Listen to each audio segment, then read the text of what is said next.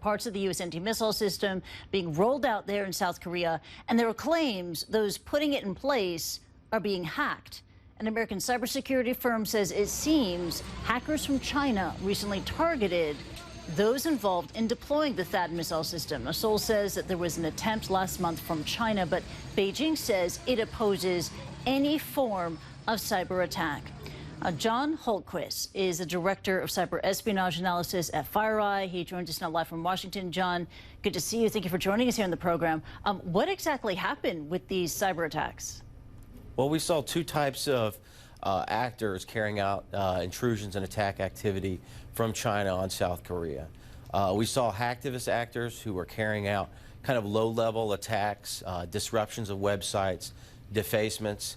Most of that activity was pretty overt. They were self-organizing and picking names like Panda Intelligence Bureau to sort of advertise their activity. And then we also saw cyber-espionage actors who we've known for quite a while. We have evidence that they targeted at least one party that has been associated with the missile placements. We believe they're a state-sponsored group.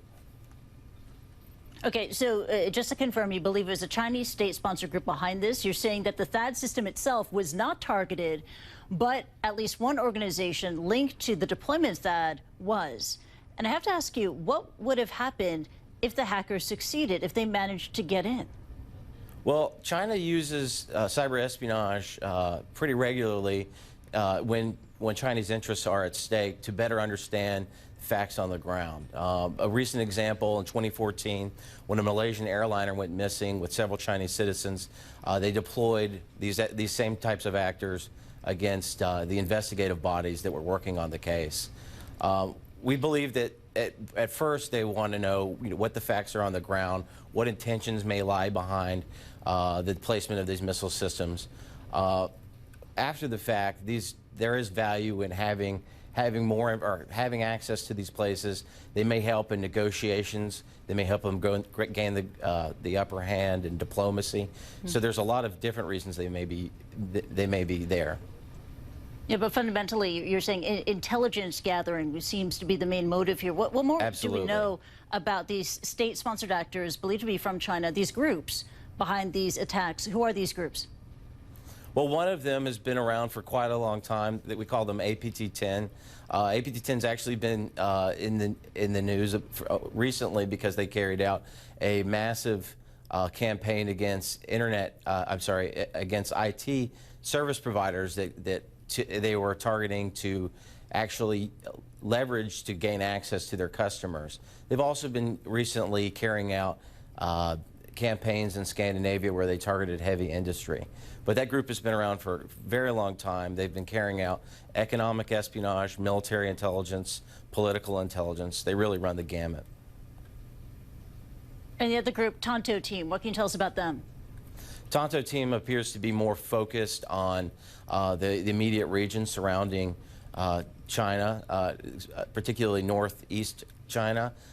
They target Russia, they target the Koreas, and they target Japan.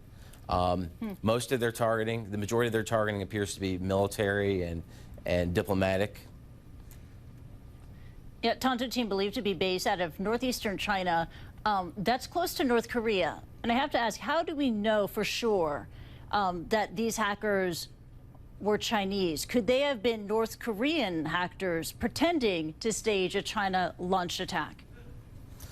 Well, that could possibly have happened in a very short period of time if we'd only known them for a very short period of time. But we've known these actors for several years now, and we've watched their activities, and we've gathered a lot of evidence that suggests that they are Chinese in origin, Chinese language artifacts. There's evidence linking them to the mainland. We have actually linked them to specific organizations in Xinjiang. And beyond all that, their targeting indicates that they are very interested in Chinese interests. Another example, fairly recently, they targeted Japanese organizations that were tied to territorial disputes in the Shinjuku Islands. These groups, you say, they're invested in Chinese interests. So could there be another motive at play here behind these cyber attacks? Was it done in retaliation over the deployment of the THAAD missile system in South Korea? If it were done in retaliation, we'd expect some sort of follow-on disruption or destructive event, which we didn't see. Typically, when we see cyber espionage actors, they prefer to stay quiet and remain on target where they can gather as much intelligence as possible. Got it. John Hultquist, Director of Cyber Espionage Analysis with FireEye, joining us live from Washington, D.C. Many thanks indeed for your analysis and expertise here, and take care. Thank you.